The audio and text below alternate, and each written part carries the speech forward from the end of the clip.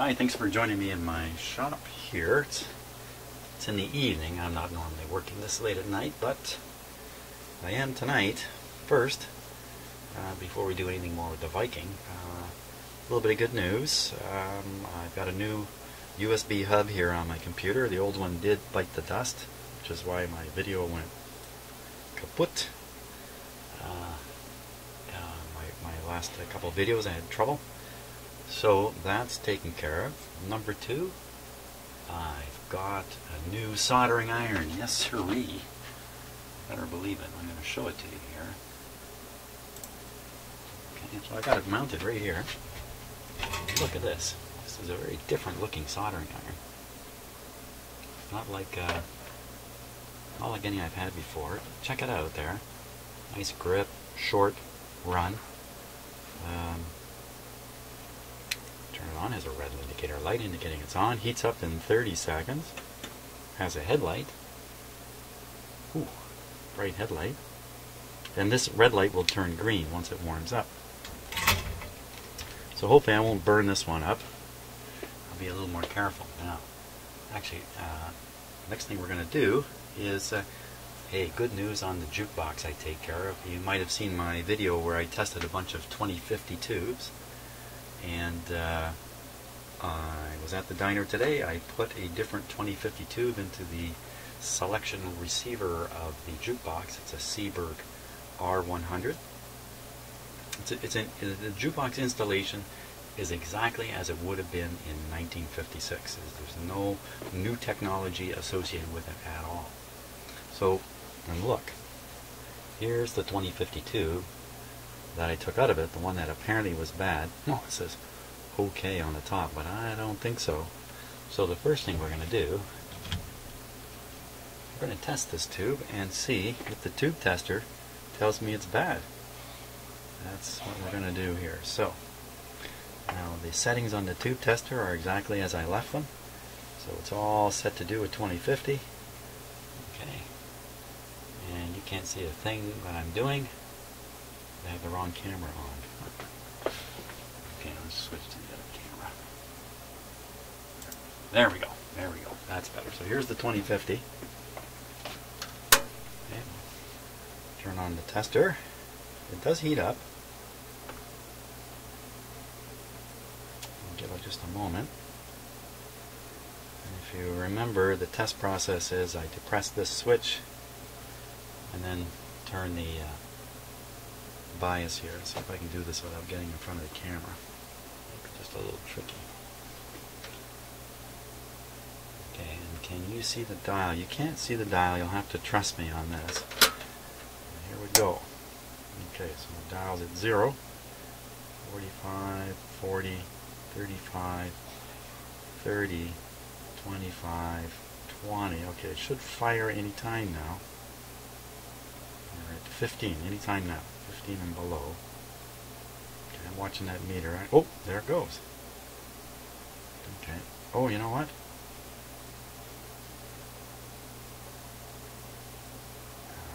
It's a hair trigger again. I just get this set right. It's way, way below and falling. It's way below where it needs to go and falling. The pointer came up this high, and it should have come up in here. So, tested bad. There we go. Now, why was that tube bad? Well, it could have been in that sitting in the jukebox running for the last dozen years. But I think it's more likely that a capacitor gave up the ghost and caused excessive current to flow through the tube. That's what I think. I don't really know for sure. All I know is I've got another one in there, and you can throw your quarter in the wall box. There's 13 tables in this diner. It's quite small. And 12 working wall boxes. One of them is completely shot, has to be replaced. Throw your quarter in the wall box, make your song selection, and presto. Okay, now even more good news. Getting back to actual radio work here. Notice these pages here. I've got the manual. I've got the service manual for it.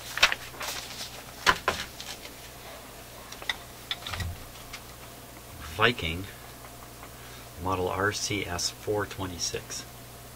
That number is printed right on the chassis here, but doesn't appear anywhere else. 13-tube AM/FM radio phonograph. And it's got some good information that's showing the speaker wiring connections and the crossover here, which is going to be important later. There's a tube layout, and I think it's telling me what those wires are back here. These two wires, these mystery wires, are supposed to go to a neon indicator light that's on the front of the, or somewhere on the console cabinet, probably right on the front. So good thing I didn't touch those, because I'm not sure, but they might have high voltage on them. Interesting information down here. It gives a sensitivity. AM radio 30 microvolts. 30 microvolts produces 100 millivolts at the detector. FM 5 microvolts for 20 decibels quieting. I'm not Mr. FM yet. I'm still learning. So amplifier frequency response.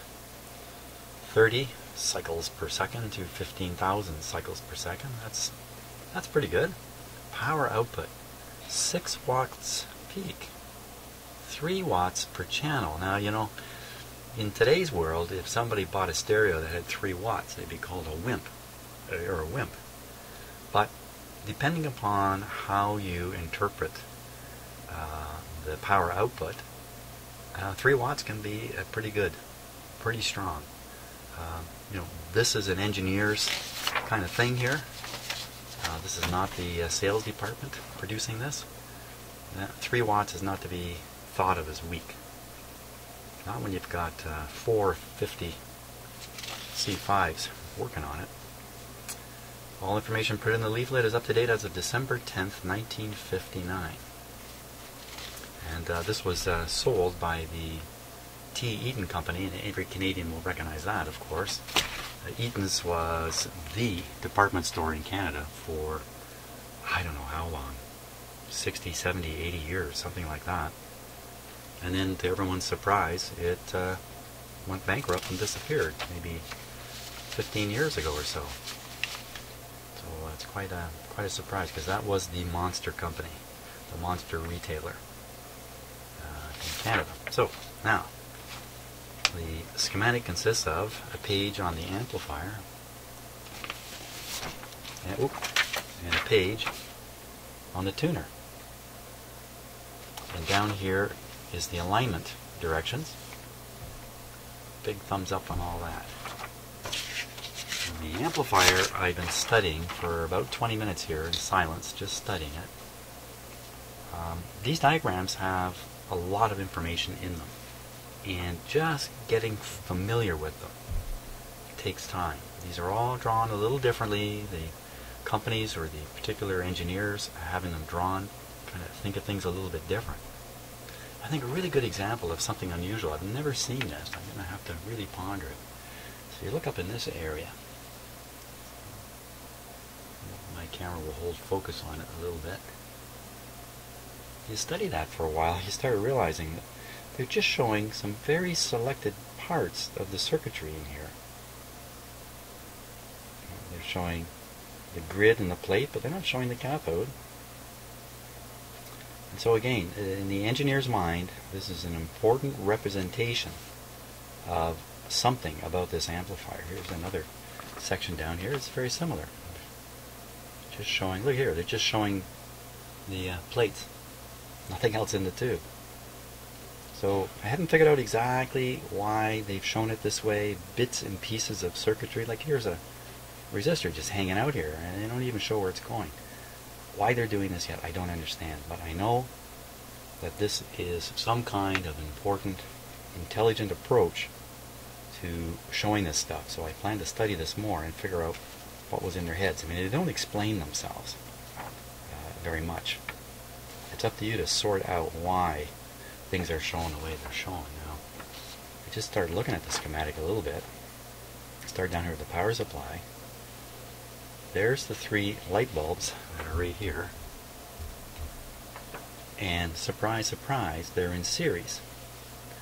They're in series across the power line with a dropping resistor, a 15-watt dropping resistor. Now, you know, why are they doing that? Because there's no transformer. There's no transformer in here. So with a transformer, there would be a 6-volt or maybe a 12-volt tap on it or output on it. You could use that to run lights and heaters and all that stuff, but not the case here. So we come across a little further. We see there's the diode. You might not be able to see it there, but there's a silicon diode, which I came across already in the radio, and then there's the big capacitors I was replacing in the power supply. Here's tubes with heaters in series. I'm not sure what they're showing there. V51, 52, 53, and 54. The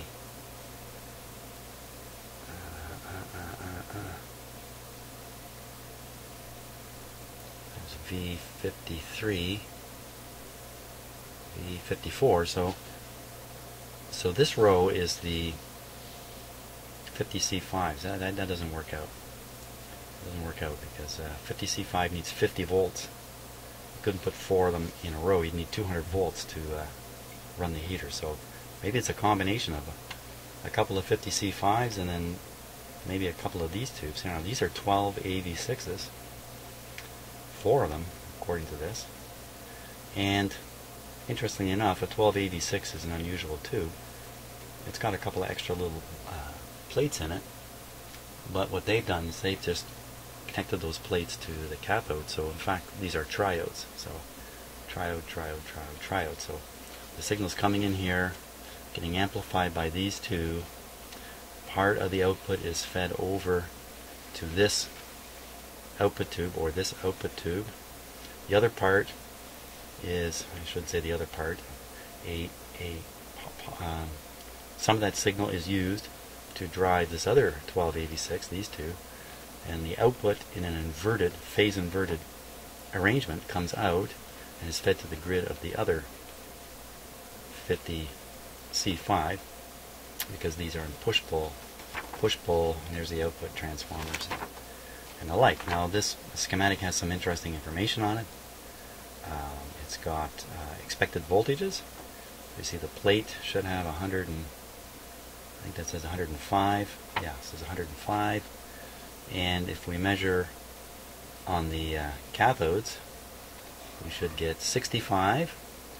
And there's a cathode resistor right there, 82 ohms. And this is one of the first things I'm going to go after. I don't want to turn the set on. I can't turn the set on and measure these voltages. At least I don't want to do that right away, because I already see one of the tubes is overheating. So I already know something's going wrong, and before I, if I put it on full, to measure these voltages, I have to have it on full power, and that's just a little risky right now. So I'm gonna just passively check some of these resistances here and there, and see if I can't find some reason why one tube is glowing so strongly and the others aren't. It could be the tube itself. The tube itself could be in trouble. And if you remember, when we did operate it, I found one channel quite a bit louder than the other. So there is stuff going on in here that we're going to have to sort out. It could be even weak tubes back here, not supplying enough drive into the output. There could be anything going on in here that could be causing that kind of stuff. But the great news is I have the schematic, and because without the schematic, you know, this kind of thing is really, really tough to troubleshoot. So great. So let's check those resistors right away. Let's see if we can find them in here.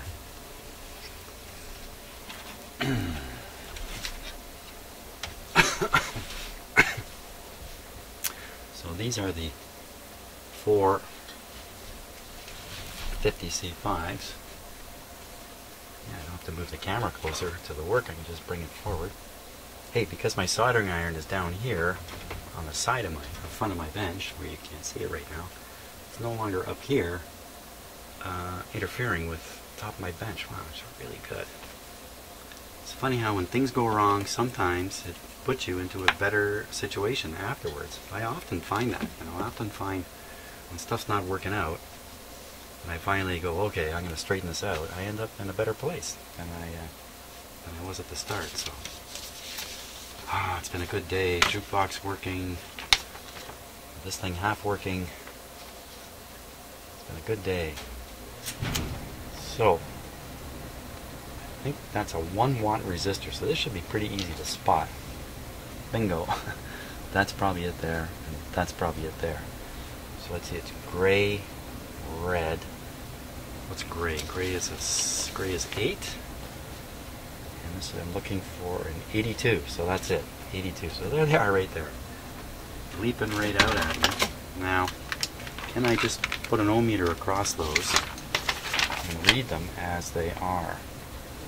And the answer would appear to be yes, because they are connected just to tube elements. It means they're not really connected to anything, but they're set off like this. So we're expecting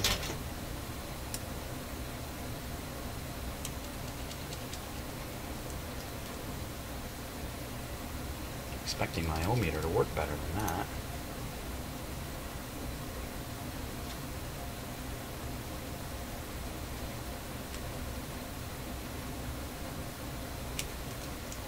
That's not so good. That's not good enough. I don't know why it's doing that. Good thing I have his cousin here. Let's see how this comes out.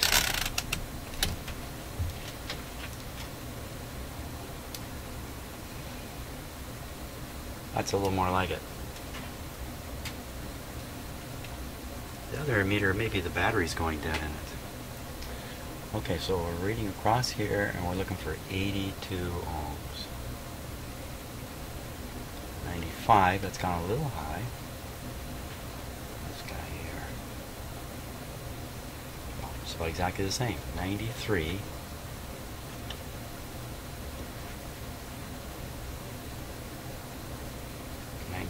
Whoops, let me get a better shot here.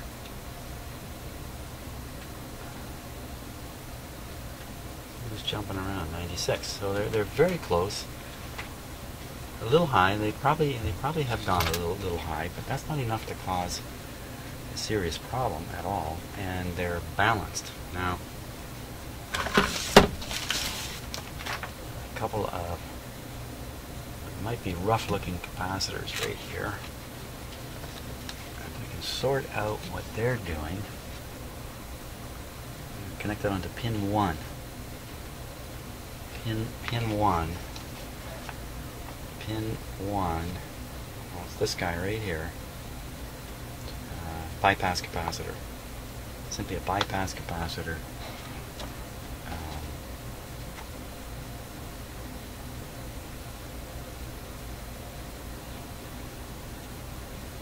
How does that work?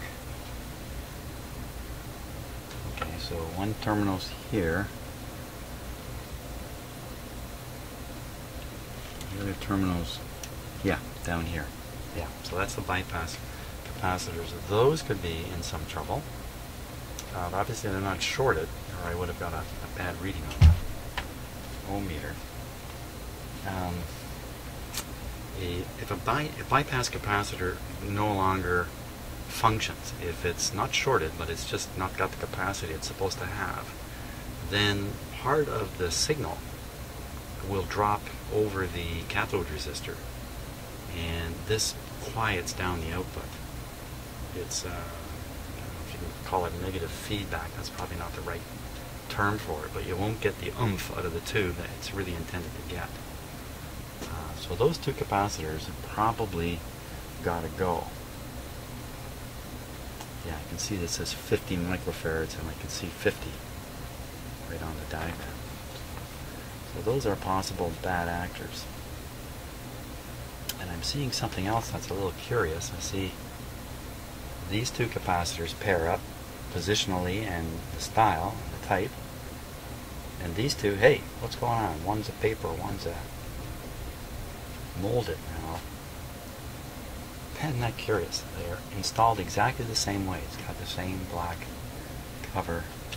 They're installed very similarly. I don't know why these would be two different styles. I'm sure they're the same capacitance. Just interesting to note that. Okay, that's not going to help us any here. So probably the next logical step is to test the four 50C5 tubes and see if there's any wide-ranging difference in them. I think that's what I'm going to get ready to do.